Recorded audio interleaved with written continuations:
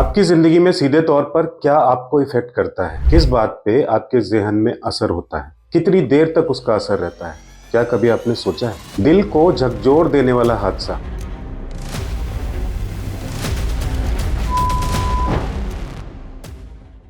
New इरा world यानी कि नए युग की नई दुनिया में फिर से आपका स्वागत है।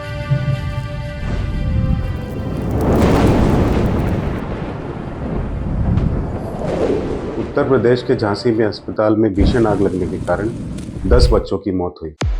महारानी लक्ष्मीबाई मेडिकल कॉलेज की नवजात गहन चिकित्सा इकाई यानी कि NICU में शुक्रवार को भीषण आग लगने से कम 10 बच्चों की मौत हो गई।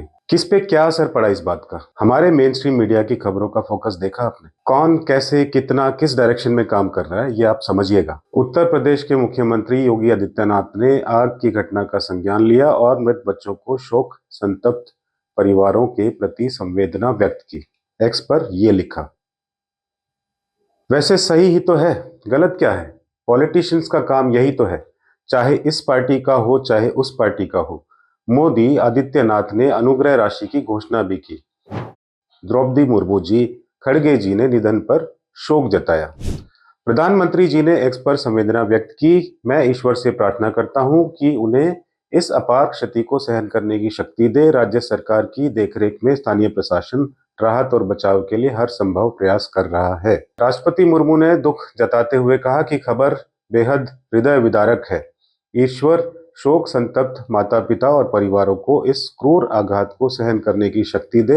मैं घायल बच्चों के शीघ्र स्वस्थ होने की प्रार्थना करती हूँ। उधर कांग्रेस अध्यक्ष मल्लिकार्जुन खड़गे ने भी शोक जताया और आग के कारणों की गहन जांच करने की मांग भी की। मायावती ने भी गहरा दुख व्यक्त करते हुए कहा कि अत्यंत दुखद घटना से हंगामा और गुस्सा स्वाभाविक है। ऐसी घातक लापरवाही के लिए जिम्मेदार दोषियों को सख्त कानूनी सजा जरूरी है। ऐसी घटनाओं की भरपाई करना असंभव है। सरकार को प्रभावित परिवारों को हर संभव मदद करनी चाहिए। फाइनली मृत नवजात शिशुओं के परिवार को 5-5 लाख रुपए मिलेंगे, जबकि घायल के परिवारों को मुख्यमंत्री राहत कोष से 50,000 का मुआवजा दिया जाएगा। इसके अलावा है विस्तृत रिपोर्ट सौंपने का आदेश। End of the story. वैसे इतना काफी होगा आपके लिए। इन सब बातों से हमने क्या सीखा? रूटीन की इन प्रक्रियाओं संवेदनाओं का हादसे के बाद तत्परता से होना और बाद में कुछ ही दिनों में हम सब लोग शॉर्ट टर्म मेमोरी वाले, आवाज न उठाने वाले और हर हाल में एडजस्ट करने वाले लोग सब बातों को भूल जाएंगे और सिस्टम यूं ही चलता रहेगा। कैसे? थोड़ा फ्लैशबैक में चलते हैं। मई 2024 की इकोनॉमिक टाइम्स की खबर।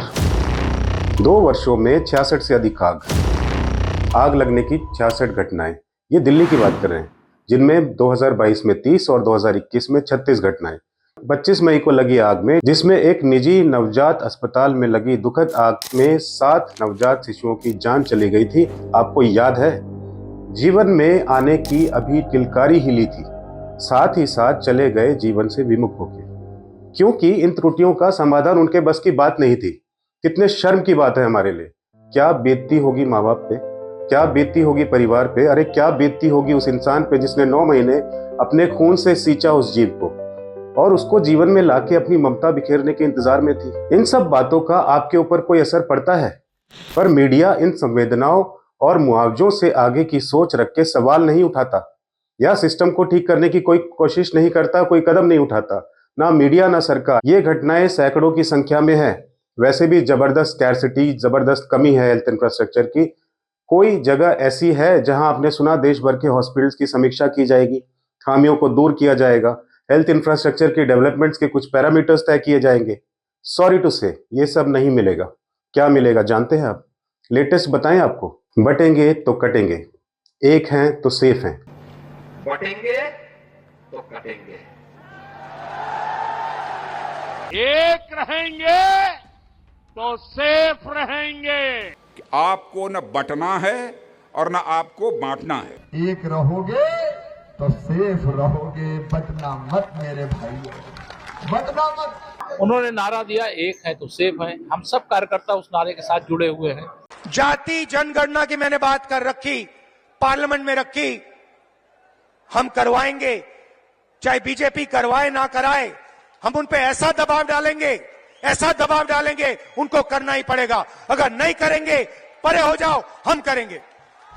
ये धर्म संप्रदाय जात पात की खाई इतनी बर्बाद कर चुकी है हमारी मानसिकता को कि इसको बदलना अब इम्पॉसिबल लगता है। लेकिन ये इलेक्शंस का दौर जब आपको देखना होता है क्या अच्छा है क्या बेहतर है जीवन के लिए, ये सब आखिर क्या कर रहे हैं, तब आपके मन से ये जमीनी मुद्दे कहाँ चले जाते हैं।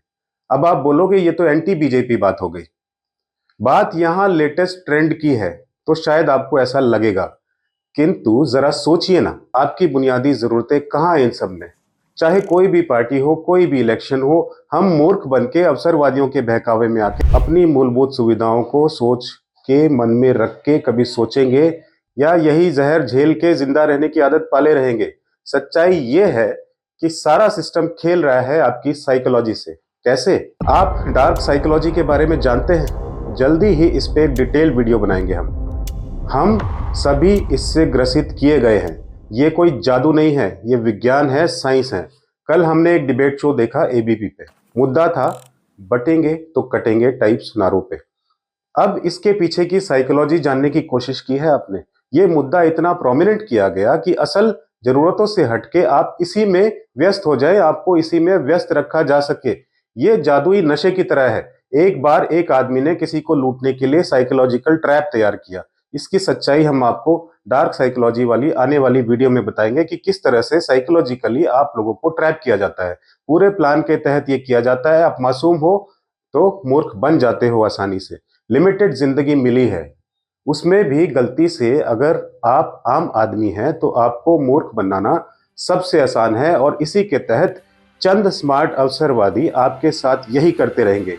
आपके पास ताकत है नकेल कसने की, आपके पास ताकत है सब ठीक करने की, किंतु समझे कौन? धर्म, संप्रदाय, जाति और ना जाने कितने बंधनों से बंधे और फिर भी बिखरे हुए हम सब लोग। प्रणाम।